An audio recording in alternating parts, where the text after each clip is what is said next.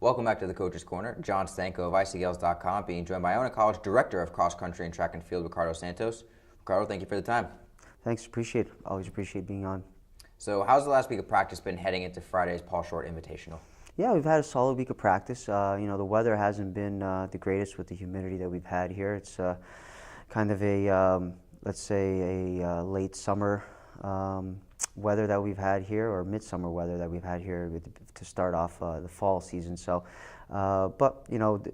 training's been going well overall. We kind of adjust things to the humidity that we've had a little bit, but other than that, things are going pretty well. What do you adjust with the humidity? Like, is it less distance? Is it less intensity? It's less intensity, kind of backing off on the pace a little bit, making sure that kids are focused on staying hydrated, because of this time of the year, especially when we had a cooler spell, they tend to kind of forget to hydrate properly and things like that. And then when you get, all of a sudden it gets warmer and humid, they kind of don't get back into that groove of getting the fluid that they need. So so we just kind of back off a little bit on the intensity, make sure that they know, hey, let's get more fluids in you. Let's make sure that we're staying hydrated really well. So. Earlier this week, FloTrack came out with its national rankings, and the men's team came in at number 9. What are your thoughts on the rankings? Do you pay attention to them at all? Does the team pay attention to them? I generally don't pay attention to them too much. I kind of look at them just to kind of see, what people are saying, or, kind of see where things are at. But in reality, I've always been one that believes that rankings really don't mean anything until you get to the championship season. A lot of things can happen between now and then, and really rankings are just what people think. I try to tell my team not to really read too much into it. Sometimes you have guys that really don't, or girls that really don't look at it, don't really care about it. And then other times you have kids that will kind of really look at it and analyze it a little bit more. So it's really, I leave it up to them. But for me, I kind of glance at it. It's good to kind of see what people are thinking and kind of see where things are at. But in reality, they don't really mean much. It's just people that have their opinion. I mean, heck, I'm one of the coaches. I'm the men's Northeast rep, and I do our regional poll. And not a lot of people agree with my poll when I do it at the end of every week. So it's just the way it goes. It's just someone's opinion, and really at the end of the day, when we step on the line at our conference meet and at our regional and nationals, that's when things really, really happen, and that's when the truth comes out. So, but they're a good kind of conversation starter.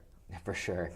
You will be taking on some nationally ranked opponents this Friday at the Paul Short Invitational, an event that is massive in scale, some open races, some championship races. So how do you prepare and divvy up your team in teams of who's going to race in what specific race? Yeah, so for this weekend, at least with the guys, we're not going to be doing too much on that side. We're going to be racing 3 guys, and they'll be running in the open race, just because I believe that race is going to be better for them where they're at with their training.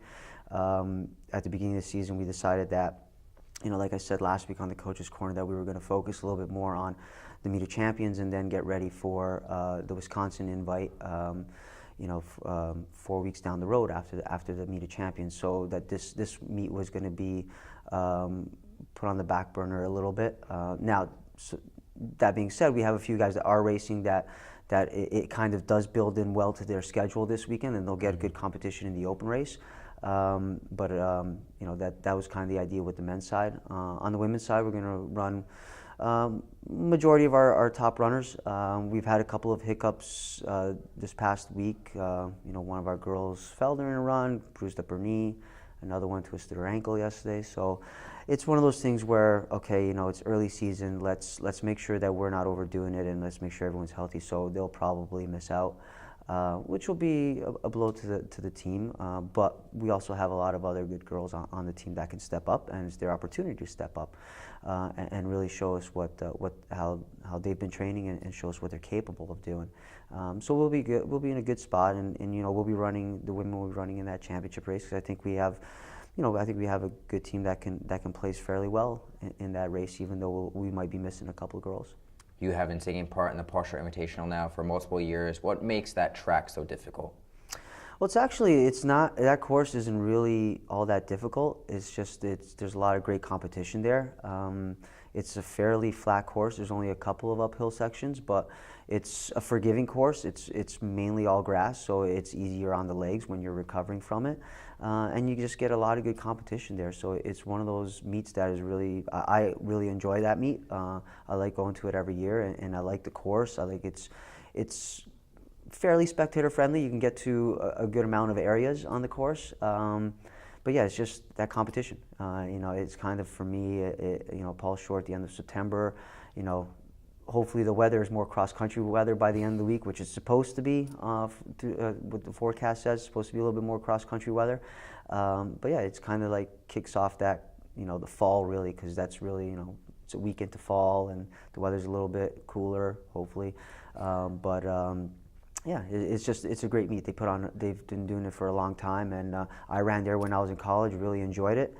It was one of my favorite races when I ran, and yeah, it's a good meet. At a large meet like this, is this a meet where you can kind of meet with your coaching brethren, people you don't necessarily see throughout the year, but meet old friends and stuff like that? Oh yeah, definitely. I mean, it's such a huge meet that it draws a lot of teams from all over the country. So yeah, I get to see some of my coaching friends that I typically don't see at this time of the year. So it's always good to see them.